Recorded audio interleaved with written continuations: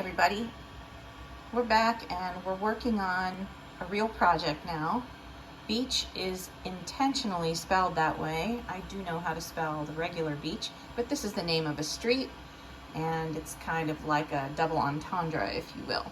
So anyway, we are about to do the heat gun method of melting this orange Pro-Tec powder paint. Honey, can you hand me the jar just so I can at least show it?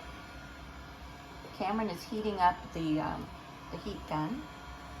And this is the Pro-Tec powder paint, 2-ounce little jar. We did how deep is this engraved?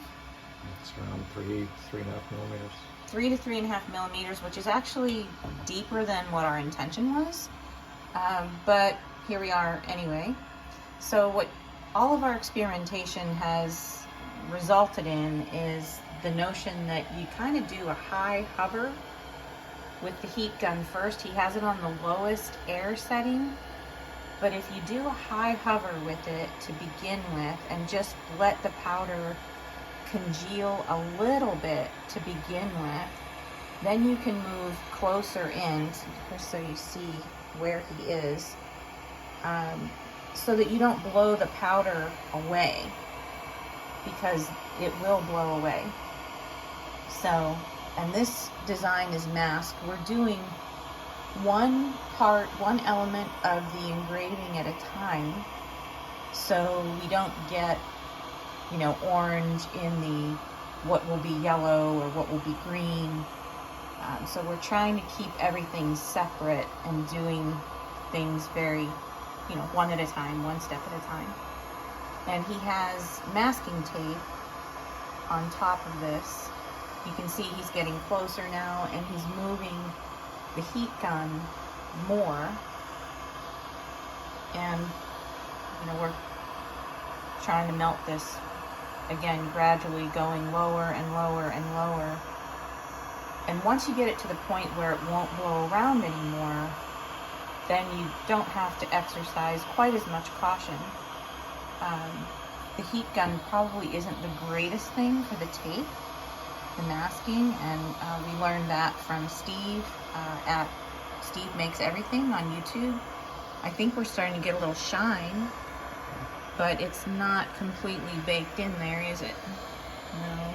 I'm worried about the other one, that U. Yeah, the U is looking a little rough.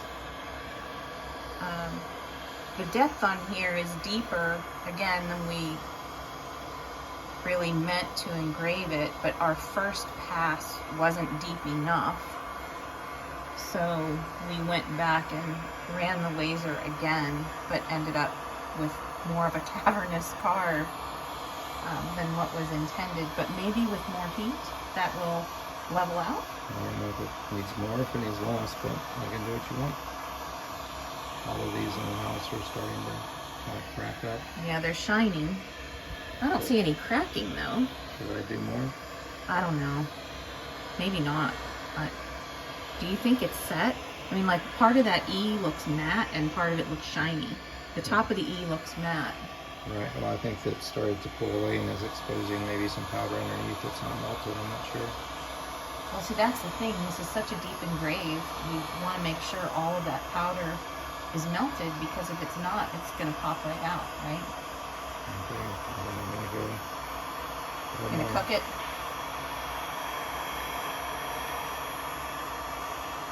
So you can probably see, I can see the shine on my end. Yeah, this should be visible on the video. So, yeah. I think cooking it is the answer. Not overcooking it, but cooking it for sure. It's nice and glossy now. That's pretty. That looks good. Yeah, I think cooking it more was the answer, honey.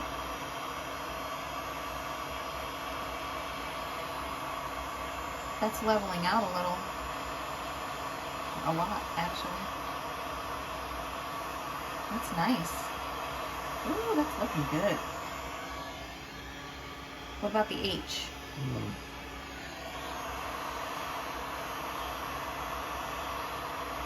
So you can see his process. He's now pretty close to those letters, and the tape is taking a beating.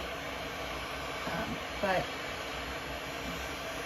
you have a lot more control. I think that's probably enough. I think it's starting to bubble. After the other 2 words now. Yeah, sure. So you guys get the idea. I'm not going to bore you with the whole thing, but I'll come back when we do some of the other elements.